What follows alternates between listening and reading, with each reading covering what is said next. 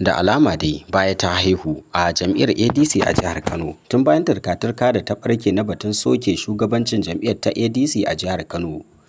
Yanzu haka dai dalilin soke shugabancin jam'iyyar ADC na ci gaba da fitowa. Naja'atu Muhammad ta tabbatar da cewa ba zai taɓa yiwuwa ba a tabbatar da cewa ɗan takarar gwamnan jihar Kano Malam Ibrahim Khalil na nuna goyon baya ga jam'iyyar APC.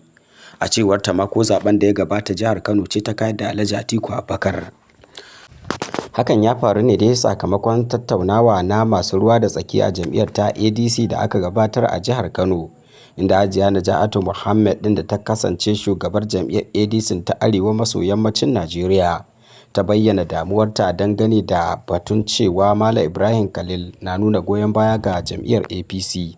Sannan kuma ya tabbatar da cewa Najeriya ta fi dacewa da Asiwaju Bola Ahmad Tinubu. Hajiya Naja'atu Muhammad ta nuna damuwarta kan yadda ɗan takarar gwamnan jihar Kano ƙarƙashin jam'iyyar ADC Malam Ibrahim Khalil ya ci gaba da nuna goyon baya ko a zaben da ya gabata da kuma wannan shekara ta 2027. A cewarta dai wannan zagon ƙasa ne da kuma munafurci bai kamata a ce ba. Ɗan takarar gwamnan jihar Kano baya tare da ɗan takarar shugabancin ƙasa a ƙarƙashin jam'iyya. A cewar Naja'atu Muhammad ba za su taɓa goyon bayan mutumin da baya goyon bayan Alhaji Atiku Abubakar ba, har ma a ɗauki tikitin takarar gwamna a miƙa mar.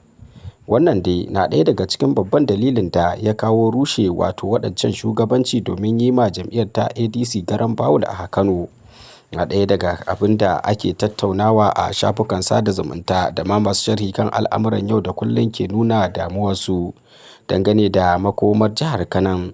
Da ake kallon cewa ko zaben da ya gabata a Kanan ne aka kayar da Atiku Abubakar. Ku bayyana ra'ayinku, kana ku yi follow, ku yi like, ku kuma sharing.